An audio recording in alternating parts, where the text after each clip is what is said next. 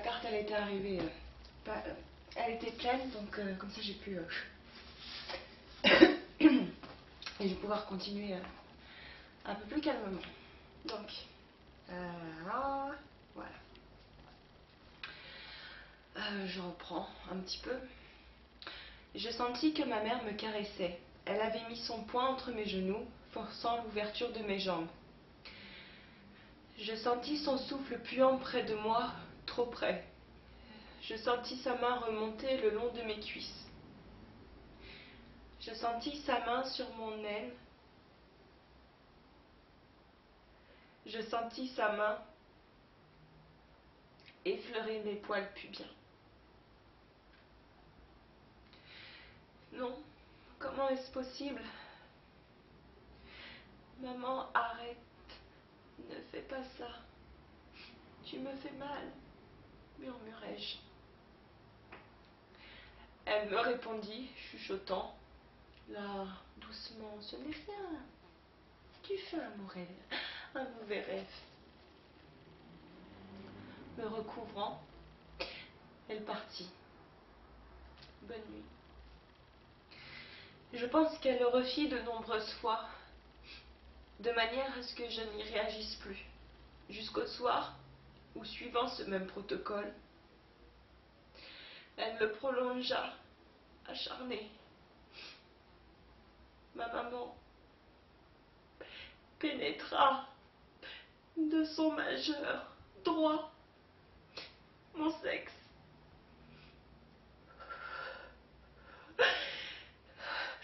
Une fulgurante douleur me transperça de toutes parts. C'est comme si j'avais reçu un coup de poignard. À ce moment précis, je plongeai dans l'inconscient. Un profond puits noir, étanche, sans fin. J'y étais aspiré, je ne parvenais plus à m'accrocher à quoi que ce soit, si ce n'est cette petite lueur au loin, telle la flamme d'un briquet où le gaz est presque vide. Elle seule était mon billet de retour. Une fois, je la perdis. Pourtant, je prenais garde de ne jamais la quitter des yeux. Mais je m'éloignais tellement. Une force implacable. Je n'arrivais plus à lutter. Tel un homme tombé à la mer en pleine tempête, j'étais submergée. Et si cet homme finit par ne plus voir le ciel, si cet homme se laisse emporter, cet homme sera noyé. Et moi, morte. Alors, j'ai entendu une voix. Elle m'appelait. Par ici, je suis là. Encore un effort. Ici. Elle se tut dès que j'aperçus enfin cette petite lumière que j'avais perdue. Je ne saurais jamais à qui appartenait cette voix. Un ange gardien, Dieu, une énergie bienfaitrice. Moi-même, d'ailleurs, qui sais-je? Je me suis retrouvée brisée. Désespérée, je n'avais qu'un mot en tête, fuir. J'en parlais à ma sœur, elle était d'accord. Devions-nous emmener Cyril, notre petit frère? Oui, nous devions fuir tous les trois. Nous, enfants de 10, 8 et 4. Où étaient ma mère et mon père? À ce moment-là, je ne sais plus. Peut-être en course. Nous étions seuls à la maison. Nous emballèrent quelques vêtements fourrés en vrac dans des sacs en plastique de grande surface et nous dirigèrent vers la seule personne qui pour moi saurait prendre la suite. Nous habitions une résidence d'une 50aine de maisons, les unes à côté des autres. La personne chez qui nous allions y habitait aussi. Elle nous accueillit, surprise, et nous montèrent à l'étage dans la chambre de son fils. Je connaissais cette dame, mais je ne sais plus d'où, ni comment, ni pourquoi. Pourquoi n'ai-je pu fuir au commissariat le plus proche? Parce que je ne savais rien de leur justice, je ne savais rien de leur protection. S'ils étaient des gentils ou des méchants, je ne savais de ces gens-là. Et d'autres que ce que ma mère m'y autorisait. Il s'avéra que du haut de mes 10 ans, j'avais fait un bien mauvais choix. Elle nous questionna sur le fait de notre fugue.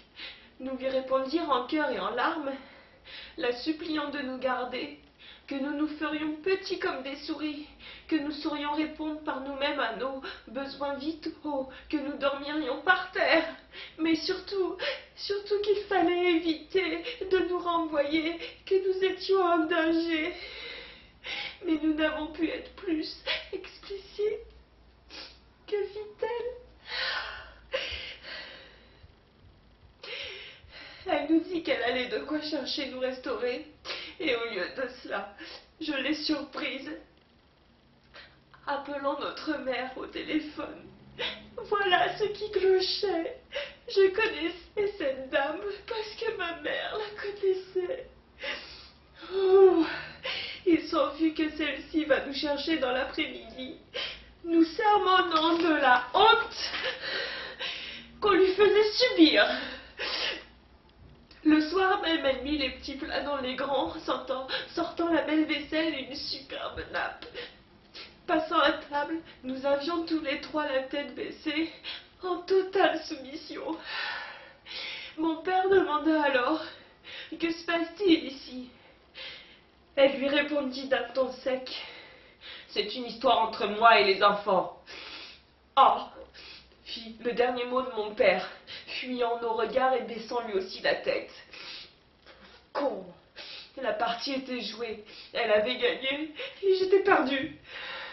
Je me doutais des bouleversements que cela entraînerait, et il était hors de question que ma sœur et mon frère subissent aussi.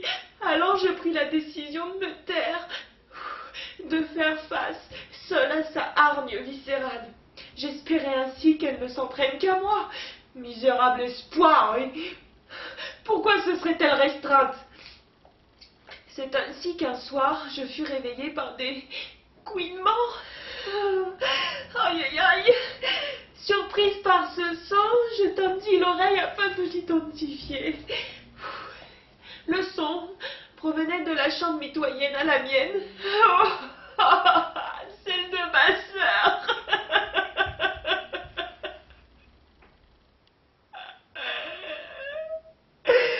Mon front se plissait dans la concentration que je mettais à savoir si je n'entendais aucun autre bruit. Je pressentais ce que je n'aurais jamais voulu qui se passe. Une ombre malsaine pesait et semblait s'étendre à tout l'étage. Angoissée, je pris la décision. Ma sœur avait besoin de moi. À pas de loup, respirant à peine. Je sortis de mon lit. J'ouvris ma porte, adressant une prière muette qu'elle ne grince pas. À tâtons dans le noir, je parcourus les 30 centimètres restants. Effectuant une légère pression, sa porte s'entrebâilla. Le rythme de mon cœur s'emballa. Un huitième de seconde me suffit pour comprendre. Mon Dieu, non! Qui que vous le soyez, je vous en supplie, pas ça. Sa petite lampe de chevet libérait une lumière assez diffuse qui me permit de voir. Et je vis ma mère assise à l'Amazone sur son lit au niveau de ses hanches. Et je vis ma mère remonter furtivement la couverture marron sur ma sœur afin de cacher sa nudité. Ma sœur qui frémeuse dormait toujours en pyjama sans oublier ses chaussettes. Je vis ma mère enlever sa main qui caressait les cheveux de ma sœur. Je vis ma sœur terrorisée, muette dans ses pleurs.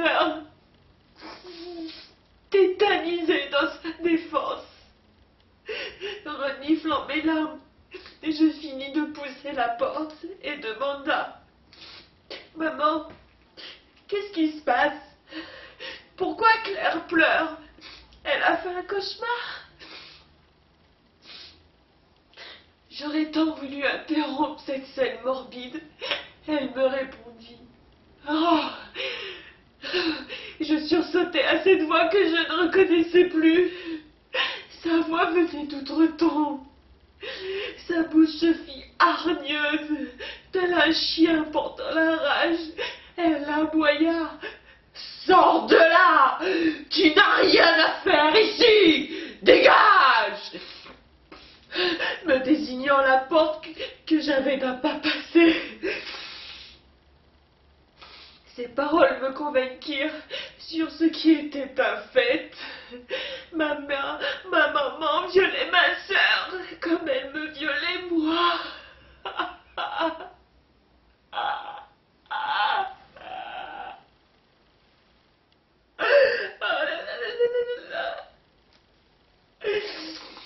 Effrayée, je ne pus que reculer.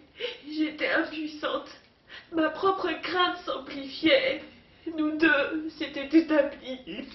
Je rejoignis mon lit, m'enterrai sous ma couverture. Tremblante, je ne pus retenir mes larmes. Larmes de tristesse, larmes de dégoût, larmes de désespoir, armes de ma vengeance.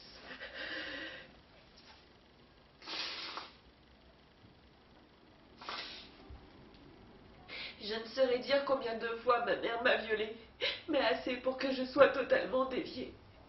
Alors il se passa que ma féminité étant devenue inexistante, je la retrouvai quelque peu via ma sœur. Ma petite sœur, que je me mis à violer régulièrement, manipulant son accord quasi journalier. Oh. Nous nous sommes mis à avoir des relations sexuelles. Par des caresses mutuelles, nous redécouvrions nos corps massacrés, nos cheveux, nos faciès, nos bras, nos jambes, nos poitrines, nos ventres, nos sexes. Tout y passait, tels des aveugles, mémorisant un nouveau visage, par des baisers, des coups de langue, des touchés, jusqu'au jour où je me suis rendu compte que je ne pouvais plus.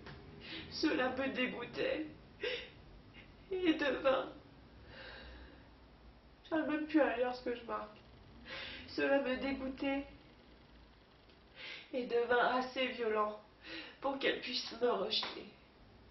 Cela se passa un après-midi. Je la coinça dans sa chambre, entre le mur et son armoire, et lui dis: Je vais te violer. Elle se débattit et s'enfuit dans la salle de bain, s'armant d'une lame de rasoir. Elle me coupa à la main.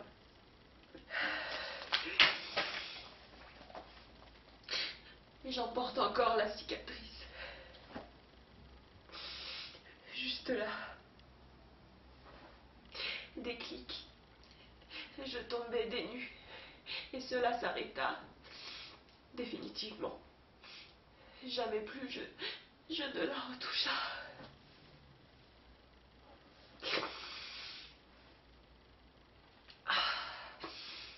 Parvenue à vivre jusqu'à mes 14 ans, je fis un acte digne d'un miracle.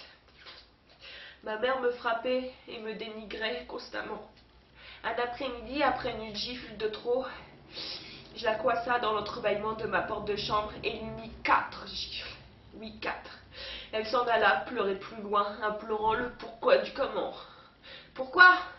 Parce que, durant mon enfance, entre autres les viols que j'ai subis, il y en a eu bien d'autres, sous d'autres formes, formes physiques et formes morales. Ma mère me secouait violemment tel un prunier, me tirant si fort aux épaules que j'en avais des ecchymoses.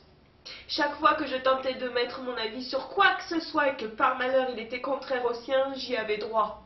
Ou alors j'étais servi en une gifle monumentale, précédée par des injures telles que tu n'es bonne à rien, tu ne comprends rien, etc. Par Dieu, oui, je refusais de me faire violer.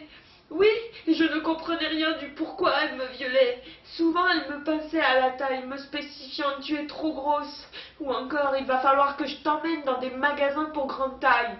C'était elle qui m'achetait les vêtements que je devais porter, des jupes bouffantes descendant avec élastique à la taille, des jeans toutes formes sauf celle d'un jean.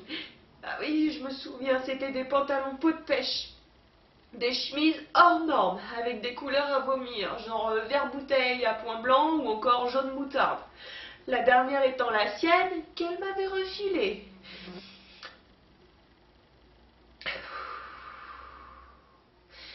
J'étais enrobée, certes, pour me camoufler, me protéger d'elle, pour éviter de la tirer.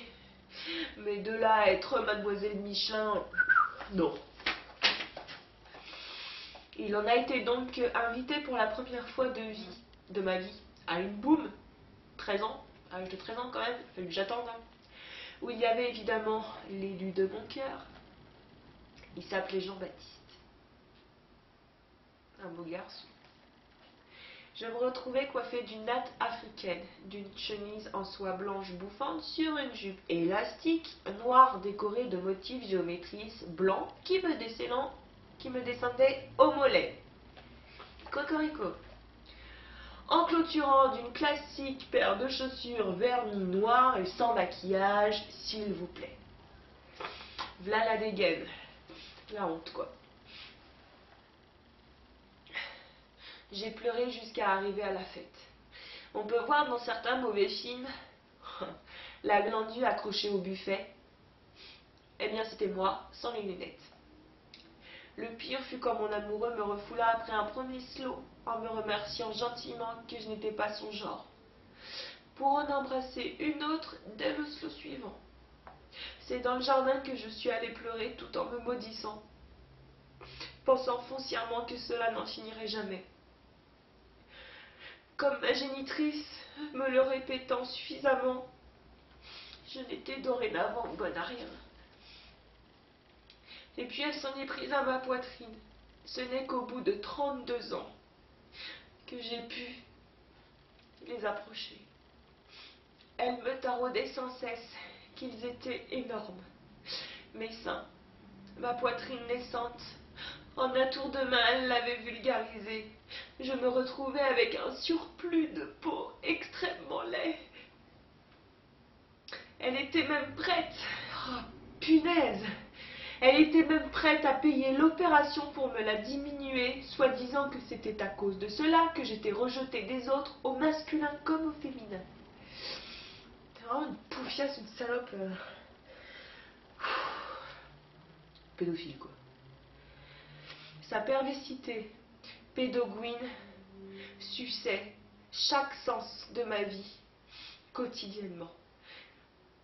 Sache qu'à chaque fois que j'allais à la salle de bain, que ce soit pour me doucher ou me baigner, elle rentrait sous prétexte de se laver les dents, d'étendre une machine ou d'en lancer une autre, d'aller aux toilettes parce que celle du rez-de-chaussée était occupée.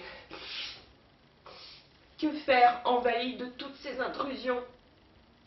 Eh bien, je me cachais comme je pouvais, notamment lors de mes bains, où je me réfugiais sous la mousse, tout en croisant son regard de vipère dans la glace. Là encore, je croyais me défendre. Mais quand s'ajoute à l'inceste et au viol la violence physique de tous les jours, je me retrouve plombée de toutes parts. Comment écrire ces mots qui vont suivre? Je ne le peux que crûment. J'hésite. Il est complexe de te confier ceci. Il a fallu que mon mari, bien plus tard, s'alarme du fait que j'avais enfoncé au maximum le thermomètre dans mon anus. J'étais malade et devais surveiller ma fièvre. Je l'avais mis telle qu'elle me l'avait toujours mis. Le thermomètre, c'est grand comme ça. Sur le notissement d'emploi, il faut rentrer non plus de 2 cm. Or, ce qu'elle faisait et que je continuais à faire, puisque je croyais que c'était comme ça, c'est l'inverse. Je laissais seulement 2 cm à l'extérieur.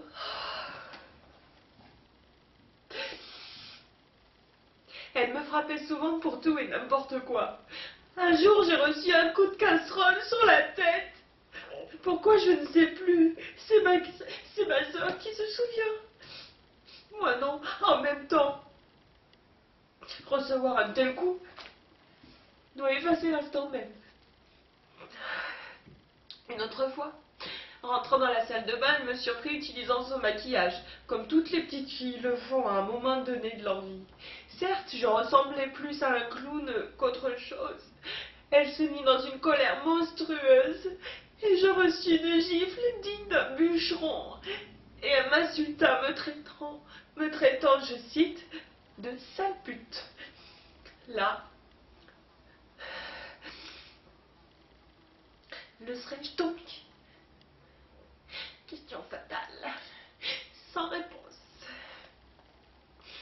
Un après-midi de printemps, entendant ma mère rentrer des courses, je descendis à sa rencontre. Quelle ne fut ma surprise! Son visage rayonnait. Elle m'annonça fièrement, brandissant sa trouvaille, qu'elle l'avait trouvée peu chère, et pourtant il lui avait été difficile de mettre la main dessus. Un martinet flambant neuf. J'en tombais déçue. Je lui demandai à quoi ça va bien pouvoir te servir. Elle me répondit comme si j'étais soudainement devenue débile. Mais enfin, comme ça, je n'aurais plus à vous punir de mes mains. J'hallucinais. Ma bouche s'ouvrit et je gueulais. Comment oses-tu? Qu'est-ce que c'est que ces conneries? Ressors avec ton martinet. Il n'entrera jamais dans cette maison. Elle se retrouvait confuse, telle une petite fille prise en faute, se faisant gronder par sa mère. Je ne revis plus cet objet maudit. Entre autres, lorsqu'elle m'ordonnait de réaliser mes devoirs et que je n'en avais aucune envie de suite, j'avais pour habitude de glisser un livre ou une BD entre les pages de mon livre d'école. Comme beaucoup d'enfants, s'il arrivait qu'elle me surprenne, je recevais une volée. Puis elle m'attrapait par ma queue de cheval, me secouant la tête jusqu'à l'envoyer cogner sur mon bureau. Mon unique parade pour être tranquille et respirer dans un tout autre monde était de m'enfermer aux toilettes avec un bon bouquin. Je pouvais y rester facilement 2 heures. J'en sortais lorsque je me sentais plus mes jambes ankylosées. Il y a eu aussi ce que j'appelle ces abus à distance. Comme par exemple lors d'une colonie. Je devais être âgée d'environ 11 ans. Un soir, nous dormions tous en dortoir. Ils vinrent. J'étais une proie facile, reconnaissable par le plus idiot des enfants. Cela se passa la nuit, je me souviens. Je les vois encore, une douzaine d'enfants armés de feutres entourant mon lit. J'étais tétanisée. Une torpeur glaciale m'envahissait. J'étais réveillée sans l'être. Je les suppliais d'arrêter, de ne rien faire.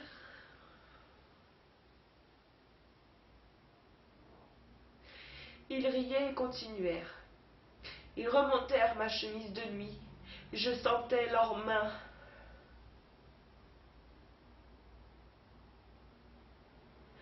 Farfouiller tout le long de mon corps.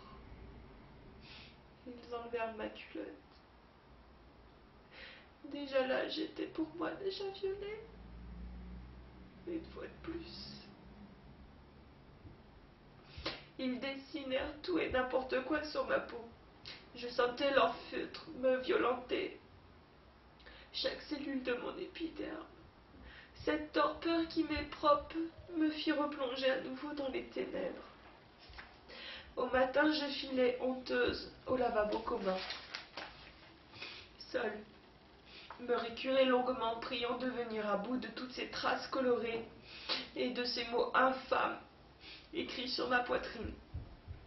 Au retour, je décrivis à ma mère ce qui s'était passé, et c'est alors qu'elle me dit que ce n'était rien, des blagues d'enfants, et que de toute façon, il était trop tard pour faire quoi que ce soit. Plus grande, je devais être au collège.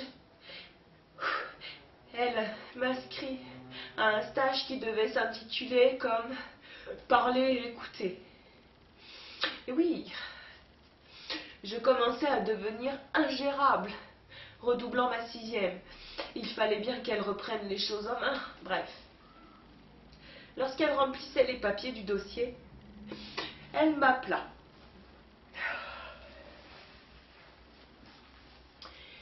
Il y avait une option intéressante au stage dont on devait discuter, car ce serait bénéfique pour moi. Voilà l'option. Accéder à un centre aquatique de nudistes sur le site même de mon logement. Effrayé, je lui dis qu'il en était hors de question. Moi qui ne me regardais plus, que voulait-elle encore? Que je me fasse enculer, aussi bien devant que derrière, par des pervers à l'abri d'un palmier de décoration? Et pourtant, devant ce monstre, je ne sus insister, et sans attendre mon affirmation ou refus, elle cocha la case concernée de son plein gré. Lors de ce stage, nous étions 5 filles, à peu près du même âge, à loger dans une maison. J'étais la plus jeune. Entraînée par elle, j'y allais, un unique aller-retour. J'étais tétanisée et m'y suis sentie blessée, pour ne pas dire violée comme toujours. Bien évidemment, je n'ai pu quitter ma serviette, si ce n'est pour me cacher au fond de la piscine quelques minutes, histoire de ne pas passer pour une lâcheuse. Ce qui fut très grave, c'est l'attaque de notre maison. Entre parenthèses, j'ai rien retenu du stage théoriquement. Je m'explique. Il devait être aux alentours de 22 heures. Nous nous apprêtions à nous coucher, fermant fenêtres et portes, quand j'entendis grand bruit, des cris.